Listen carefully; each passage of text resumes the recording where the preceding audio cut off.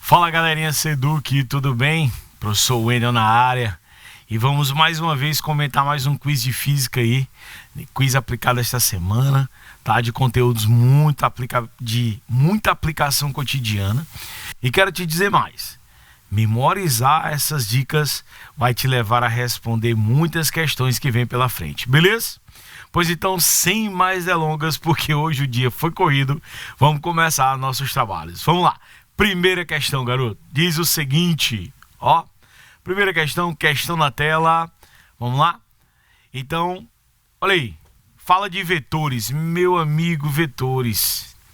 Esse assunto costuma ser, né, um pouco trabalhoso, mas entenda.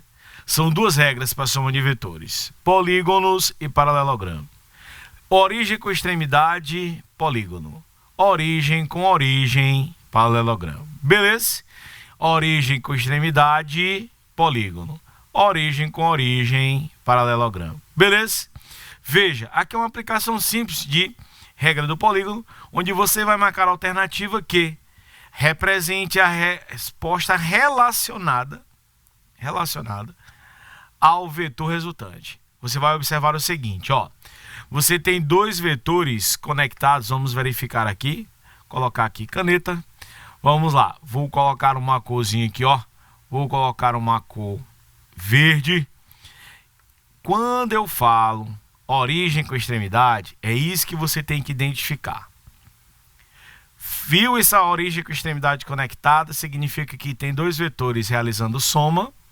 E eu preciso identificar o vetor que vai fechar o polígono. Aí, meu amigo, basta você fazer uma origem. Bem aqui, ó. Opa, atenção. Basta você fazer uma origem na origem livre, puxar uma setinha até a outra extremidade, ó, fechou o sistema. Olha, qual alternativa se assemelha a esse vetor resultante que eu fiz? Qual é a característica do vetor resultante, pessoal? Ele liga origem com origem, extremidade com extremidade, né? Como costumam dizer, bundinha, bundinha, setinha, setinha. Beleza? Esse é o vetor resultante. Bacana? Então, resposta correta, ó. Resposta correta, letra A. Não esquece da dica. Todo vetor na diagonal é a hipotenusa de um triângulo retângulo. Olha bem para a letra E e olha bem para a letra C. Quando se vê o vetor na diagonal, ele é formado por um vetor na horizontal e um vetor na vertical. Beleza? Viu diagonal, ele é o teorema de Pitágoras. Se o vetor resultante for na diagonal, aplique o teorema de Pitágoras. Bacana? Segunda questão na tela. Então a primeira resposta é letra A. Não esqueça, bundinha, bundinha, setinha, setinha. Beleza? Vamos lá, garoto. Questão número 2. Diz o seguinte, ó. Um corpo é lançado de um ponto O do solo com velocidade inicial, que forma com a horizontal um ângulo θ. Olha para a imagem. Como indica a figura, desprezando a resistência do ar. Isso é muito importante, ó. Eu vou até colocar aqui um marca-texto.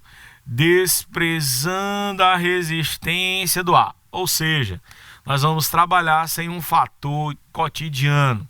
Então, quando eu desprezo a resistência do ar, é correto afirmar com base na figura aqui. Pessoal, seguinte. Lançamento oblíquo são dois momentos. O momento na vertical, movimento variado. E o momento na horizontal, movimento uniforme. Beleza? Então, tudo que eu estudar na vertical, M, R, U, V. Tudo que eu estudar na horizontal, M, R, O, U. Beleza? Então, na vertical, velocidade variando. Na horizontal, velocidade o quê? Constante.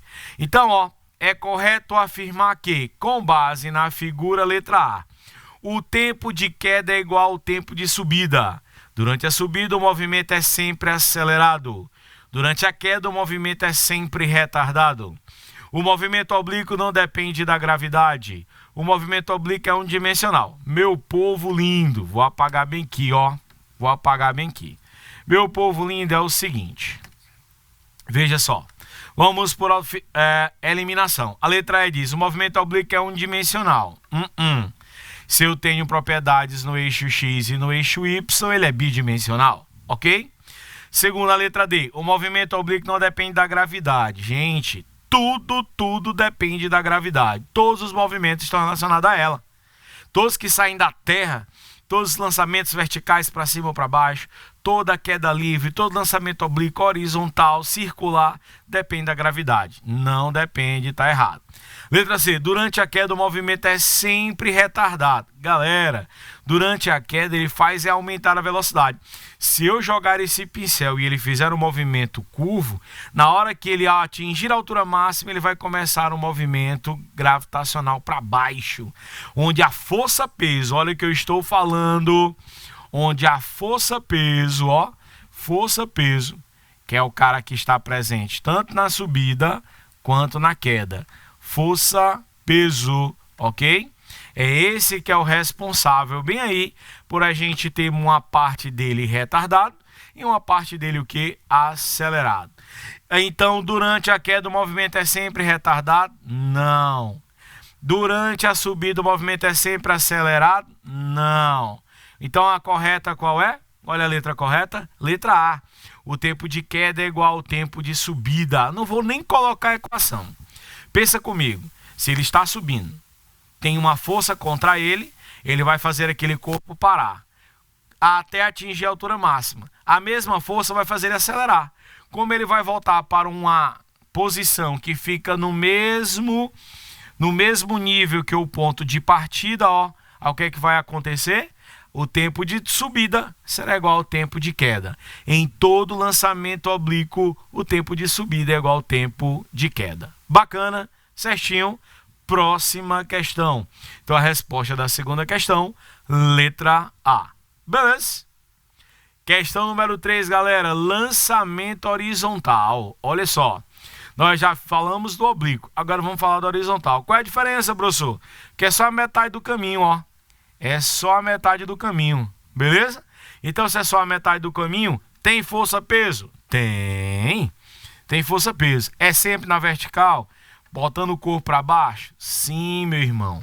Força-peso é sempre na vertical, botando ele para baixo, tá certo? É por isso que dizem que na hora que para baixo todo santo ajuda, tá certo? Então comigo, uma bolinha rola com velocidade de módulo constante sobre a mesa horizontal de altura h, como mostra a figura. Com essa velocidade a bolinha abandona a borda da mesa, ou seja, esse Vzinho aqui representa a velocidade inicial, ok? Representa a velocidade inicial. E como essa velocidade inicial é na horizontal, ela vai estar relacionada ao movimento retilíneo uniforme.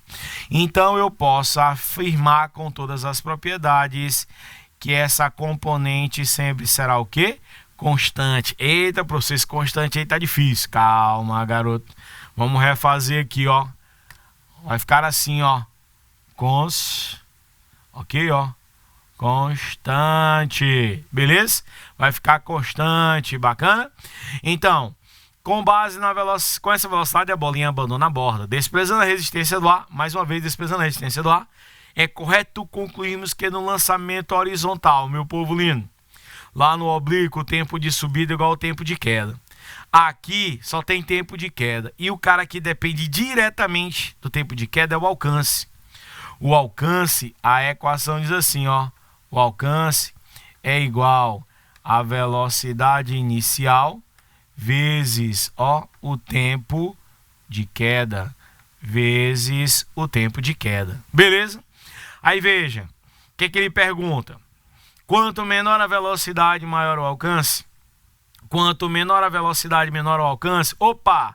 Ele está relacionando a velocidade de partida com o alcance, Então, você pode trazer essa velocidade inicial bem para cá, dividindo o alcance, ok? Aqui não é uma cruz não, tá? Deixa eu ver aqui, Deixa eu corrigir, galerinha. Aqui não é uma cruz, tá? É dois pontinhos assim, Calma, vai dar certo. Vamos, beleza. Dividindo, vamos passar esse termo dividindo, ó. Dividindo, bacana? Então eu posso dizer que o tempo de queda será a razão entre o alcance e a velocidade de saída, a velocidade inicial. Como uma divide a outra, eu posso dizer que essas grandezas são de Di. Como assim, professor Didi? Diretamente proporcionais. Então, toda vez que uma grandeza divide a outra, é porque ela é diretamente proporcional. Beleza? Então, quanto menor a velocidade, menor o alcance, afirmando uma relação de proporção entre elas. A alternativa correta da questão qual é? Letra B. Bacana? Questão letra B. Vamos para a próxima. Questão número 4, ó. Movimento circular uniforme, transmissão do movimento. Se liga na dica. Ei, toda vez que dois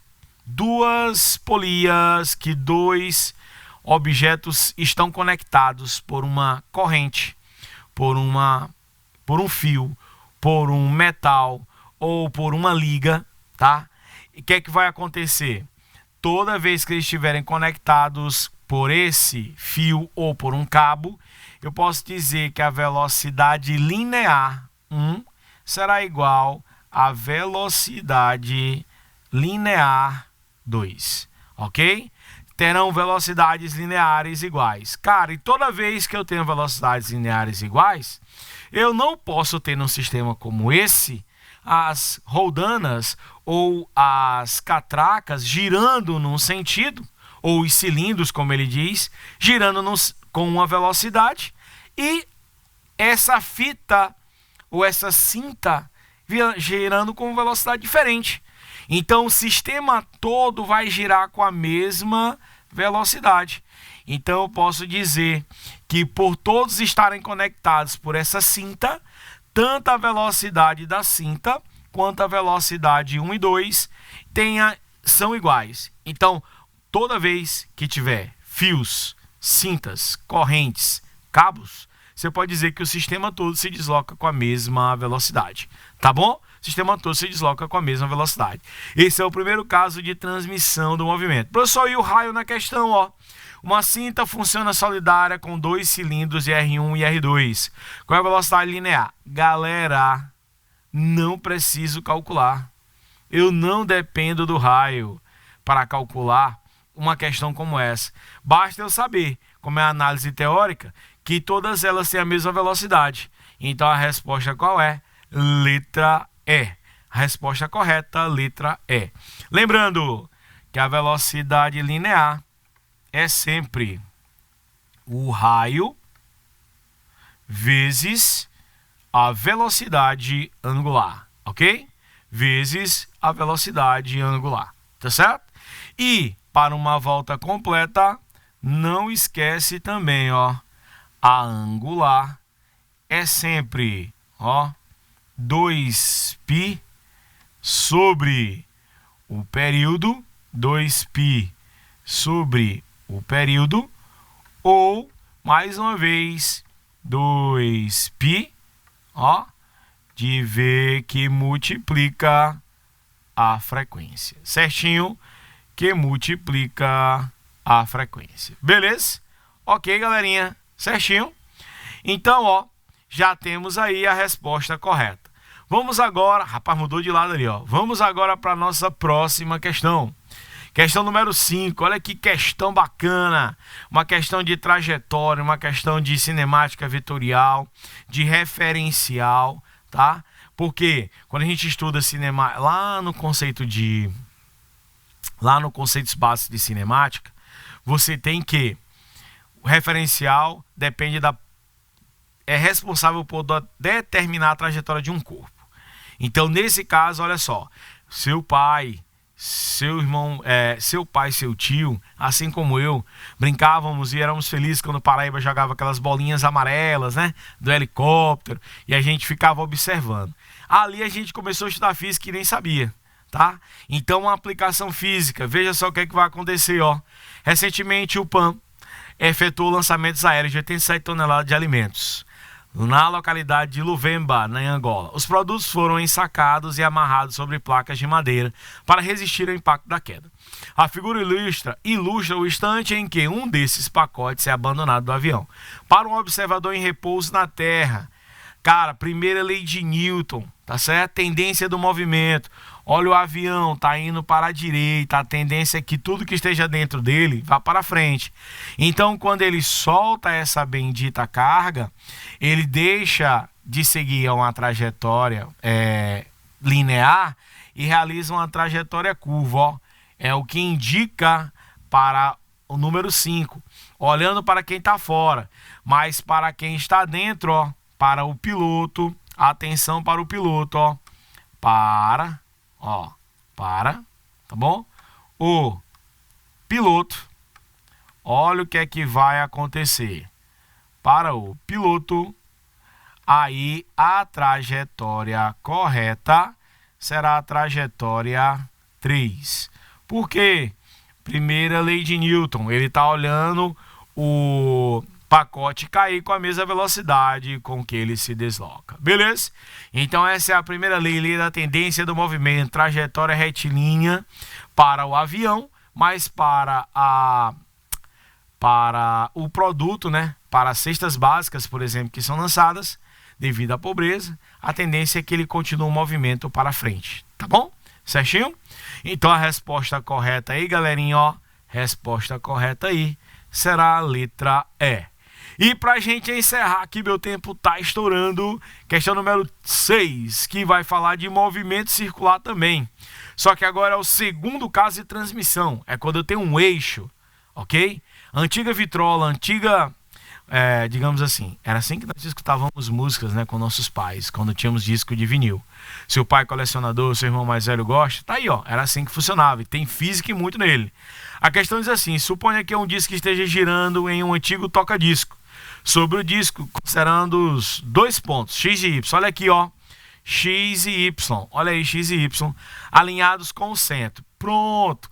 Quando ele afirma isso aqui, ó, alinhados com o centro, e esse centro, ó, bem aqui, ó, atenção, bem aqui é o nosso eixo, tá bom? Esse ponto central será o nosso eixo. Toda vez que eu tiver eixo envolvido, a angular de X será igual sempre a angular de Y. Então, qual é a consequência disso aqui, professor? Traga lá para a definição, ó. Lembra, a angular é a linear dividida pelo raio. A angular é a linear dividida pelo raio. Então, raio e velocidade linear são grandezas de D. Também, ó, divididam pela outra e são diretamente proporcionais. Quem tiver maior velocidade é porque tem maior raio.